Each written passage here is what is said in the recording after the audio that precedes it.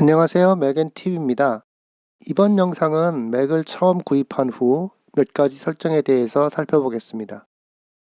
맥을 구입하시고 제일 처음 해야 하는 것들에 대한 많은 제한들이 있습니다.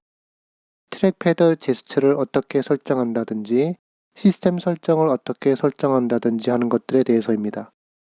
하지만 이런 것들은 맥을 사용하면서 나중에 천천히 해도 되는 것들입니다. 제일 먼저 맥을 키면 셋업 화면이 나오는데 이때 되도록 그냥 일반적인 웰컴 스크린이라고 생각하지 마시고 신중히 하나하나 선택하시길 바랍니다. 이 과정은 아이클라우드나 맥 계정 등을 설정하는 등 대부분 맥을 사용하는데 기본적인 것이 되는 것들입니다. 기존에 맥을 쓰던 사용자라면 아이클라우드에 데이터들이 있으므로 딱히 데이터를 이전하는 과정이 필요 없을 것입니다. 그러면 제일 처음 확인해야 하는 것은 시스템 업데이트입니다. 다음으로 해야 할 작업은 시간 설정을 확인합니다.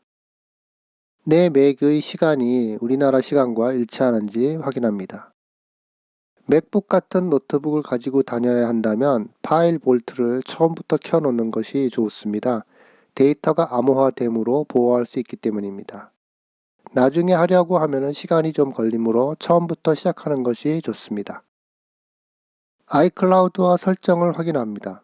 특히 맥북 도난 사고에 대비해서 Find My Mac을 켜놓으면 원격으로 컴퓨터를 찾을 수 있을 뿐만 아니라 드라이브를 지워서 사용하지 못하게 할 수도 있습니다. 맥북이라면 터치 아이디 등록의 지문 등록을 통해서 맥북을 좀 더 안전하게 보호할 수 있습니다. 그리고 맥을 본격적으로 사용하기 전에 타임머신을 통한 백업을 활성화해 놓습니다. 혹시나 모를 사고에 대비해서 백업 설정은 처음부터 해놓는 것이 안전합니다. 이전에 맥을 사용했던 사용자라면 앱스토어에서 기존에 사용했던 앱들을 다운받아 다시 설치합니다. 기존 맥에서 앱을 이전해 올 필요 없이 앱스토어나 개발자 사이트에서 새로운 업데이트된 버전을 다운받아 설치하는 것이 좋습니다. 앱을 다운받아 설치했다고 해서 맥의 독에 자동으로 앱이 표시되는 것이 아니므로 기존의 디폴트 앱들을 정리하고 필요한 앱을 추가합니다.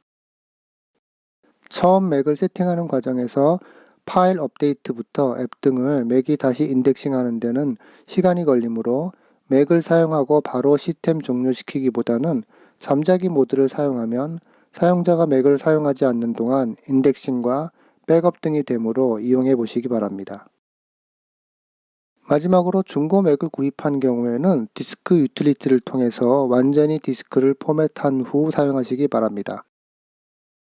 이전 사용자의 계정을 그대로 사용하는 경우 표면적으로는 컴퓨터에 아무것도 없는 것처럼 보일지라도 바이러스 같은 말웨어가 설치되어 있을 가능성도 배제할 수 없기 때문입니다. 이 영상이 도움이 되셨다면 구독과 좋아요 부탁드립니다. 시청해 주셔서 감사합니다.